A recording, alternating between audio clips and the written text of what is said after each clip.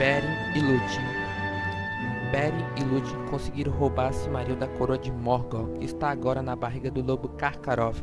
Lúthien, de fato, estava disposta a vagar pelos ermos sem retornar, esquecendo sua casa e seu povo, e toda a glória dos reinos élficos. E por algum tempo, Beren esteve contente, mas não podia por muito tempo esquecer seu juramento de retornar a Menegroth, nem impediria que Lúthien visse Thingol para sempre, pois seguia a lei dos homens, julgando perigoso não respeitar em nada a vontade do pai, salvo em última necessidade. Ele parecia também indigno que alguém tão régio e bela quanto Lúthien tivesse de viver sempre nas matas como os rudes caçadores entre os homens, sem lar, nem honra, nem as belas coisas que são os deleites das rainhas dos Eldalia.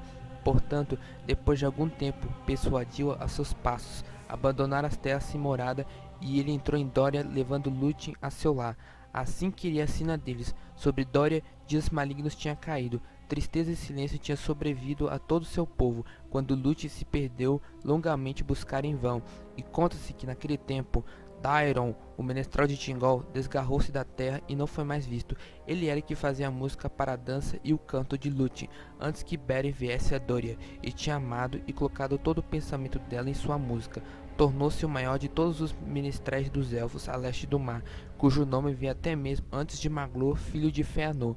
Mas buscando a Lúthien em desespero, vagou por caminhos estranhos e, atravessando as montanhas, chegou às beiras d'águas escuras por Lúthien, filha de Thingol, a mais bela de todas as coisas vivas. Naquele tempo, Thingol se voltou para Melia, mas agora ela não lhe dava seu conselho, dizendo que a sina que ele gerará tinha de seguir até seu fim designado, e que agora ele tinha de esperar o que o momento chegasse.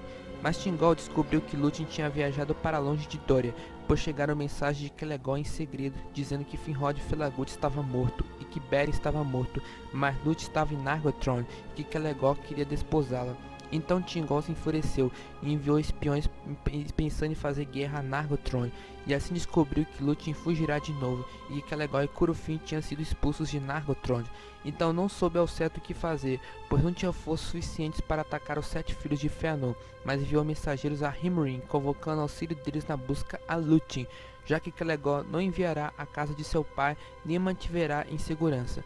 Mas no norte do reino, seus mensageiros toparam com um perigo repentino e inopinado, o ataque de Karkaroth, o lobo de Angband. Em sua loucura, ele vierá correndo do norte, destroçando tudo, e ao atravessar Tar-Nuifun de seu lado leste, desceram das nascentes do Esganduin como fogo devorador. Nada o retia, e o poder de Melia sobre as fronteiras da região não o deteve, pois o destino o empurrava, assim como o poder da Silmaril, que ele carregava para o seu tormento.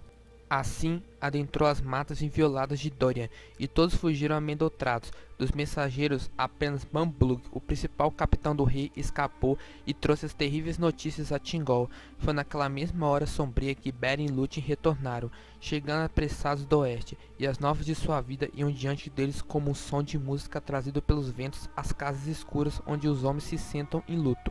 Chegaram por fim aos portões de Menegroth, e uma grande hoste seguia. Então Beren levou Lúthien diante do trono de Thingol, seu pai, e olhou em assombro para Beren, que pensara estar morto, mas não o amava por causa dos males que trouxera sobre Dória. Mas Beren se ajoelhou diante deles e disse: retorno de acordo com minha palavra. Venha agora reclamar o que é meu.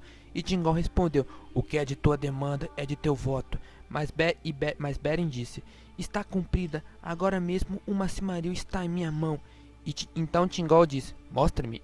E Beren estendeu sua mão esquerda, lentamente abrindo seus dedos, mas ela estava vazia. Então ergueu seu braço direito, e desde aquela hora passou a chamar a si mesmo de Camlost, o de mão vazia. Então o ânimo de Thingol suavizou-se, e Beren se sentou ao lado de seu trono à esquerda, e Lúthien à direita. Eles contaram toda a história da demanda, enquanto todos ali o ouviram e se enchiam de maravilhamento. E parecia a Thingol que esse homem era diferente de todos os outros homens mortais, e estava entre os grandes em Arda. E o amor de Lúthien era nova e estranha coisa, e ele percebeu que a sina dos dois não podia ser evitada por poder algum no mundo. Portanto, afinal, ele cedeu em sua vontade, e Beren tomou a mão de Lúthien diante do trono de seu pai. Mas então uma sombra caiu sobre o júbilo de Dória, com o retorno de Lúthien a Bela, pois sabendo da causa da loucura de Karkaroth, o povo ficou ainda mais temeroso, percebendo que esse perigo estava cheio de tremendo poder por causa da sacra joia, que seria muito difícil sobrepujá-lo. E Beren, ao ouvir a investida sobre Lobo, entendeu que a demanda da Silmaril ainda não estava cumprida. Portanto, já que cada dia Carcaró se aproximava mais de Menegroth, eles prepararam a caçada do Lobo. De todas as perseguições de feras das quais os contas é mais perigosa. Aquela empresa fora Huan, o mastim de Valinor, Mamblug de mão pesada, Beleg a Conforte, Beren e Shamiel e Thingol, rei de Dória.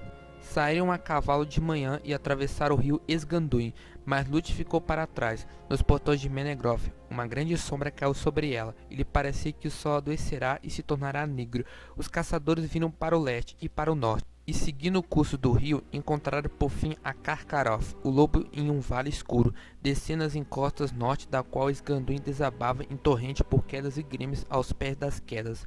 Carcarov bebia para amainar a sede que o consumia, e uivou e assim percebeu a presença deles, mas o lobo, espiando a chegada deles, não avançou de repente para atacá-los. Pode ser que a astúcia diabólica de seu coração tenha despertado, sendo por um momento acalmado de sua dor pelas doces águas do Esganduin, e na hora que cavalgaram na sua direção, ele saiu de lado e se enfiou em uma toça espessa e lá ficou escondido. Mas puseram uma guarda em volta de todo aquele lugar e esperaram e as sombras cresceram na floresta. Beren estava de pé ao lado de Thingol, e de repente os dois perceberam que Huan sairá de lado deles. Então grandes latidos despertaram na toceira, pois Huan, ficando impaciente desejando contemplar esse lobo, tinha entrado ali sozinho para desalojá-lo, mas Carcarov irritou e, desvencilhando-se dos dois espinhos, saltou de imprevisto sobre Thingol. Rapidamente Beren se pôs diante do rei com uma lança, mas Carcarov a jogou de lado e o derrubou, mordendo seu peito. Naquele momento Huan saltou da toceira sobre as costas do lobo, e eles caíram juntos ferozmente. Ali lutaram até a morte, mas Thingol não lhe dava ouvidos, pois estava ajoelhado ao lado de Beren, sabendo que fora duramente ferido. Huan, naquela hora, matou Carcarov, mas lá nas matas mechadas de Dória cumpriu a sua sina, e ele foi ferido mortalmente e o veneno de Morgoth entrou nele. Então, caindo de lado de Beren, falou pela terceira vez com palavras e disse adeus antes de morrer. Beren nada falou, mas pôs suas mãos na cabeça dele, e assim se despediram. Mamblug e Beleg vieram apressados ao auxílio do rei, mas quando contemplaram o que aconteceu, jogaram de lado suas lanças e choraram. Então Mamblug tomou uma faca e rasgou o ventre do lobo, e por dentro ele estava quase todo consumido como se fora por fogo, mas a mão de Beren que segurava a joia ainda estava incorrupta. Mas quando Mamblug esticou o braço para tocá-la, a mão não estava ali, e a Silmaril jazia lá, revelada, a sua luz enchia as sombras da floresta à volta deles. Então, rapidamente, com medo, Mamblug a pegou e a colocou na mão viva de Beren, e Beren foi despertado pelo toque da Silmaril, e ergueu e pediu que Thingol se recebesse. Agora está a demanda concluída e a minha sina terminada. E não mais falou. Carregaram Beren Camlost, filho de Barahri, numa padiola de galos com o cão Huan ao seu lado, e caiu à noite antes que retornasse a Menegroth, aos pés de Hirilon, a grande faia. Lúthien os encontrou caminhando devagar, e alguns levavam tochas ao lado da padiola. Ali ela pôs seus braços à volta de Beren e o beijou, pedindo que esperasse além do mar do oeste, e ele contemplou os olhos dela antes que seu espírito o deixasse, mas a luz das estrelas se apagaram e a escuridão caíram até mesmo sobre Lúthien Tinover. O espírito de Beren demorou-se a entrar nos salões de Mandos, ao pedido de Lúthien, não querendo deixar o mundo até que Lúthien viesse dizer seu último adeus nas costas escuras do mar de fora, de onde os homens que morrem partem para nunca mais retornar. Mas o espírito de Lúthien caiu em escuridão, e por fim fugiu, e seu corpo jazia como uma flor que súbito é cortada e jaz por algum tempo sem fenecer sobre a grama. Então o inverno, como se fora a idade grisalha dos homens mortais, caiu sobre Thingol, mas Lúthien chegou aos salões de Mandos, onde estão os lugares designados para os Eldalia, além das mansões do oeste, nos confins do mundo. Ali, aqueles que esperam se assentam na sombra de seu pensamento, mas a sua beleza era maior que a beleza deles, e o seu pesar mais profundo que o pesares deles. E ela se ajoelhou diante de Mandos e cantou para ele. A canção de Lúthien diante de Mandos foi a mais bela canção que jamais em palavras foi tecida, e mais pesarosa canção que o mundo há de ouvir, sem mudança imperecível. É cantada ainda em Valinor, além do que escuta o mundo é ouvido os valas se entristecerem. Enquanto se ajoelhava diante dele, sua lágrima caía sobre os pés do Vala feito chuva sobre as pedras, e Manos se comoveu até se apiedar. Ele nunca antes assim se comoverá, nem fez desde então o amor. O Chan de Lute foi tão grande que Manos teve pena dos dois, pois o amor dela era o amor verdadeiro.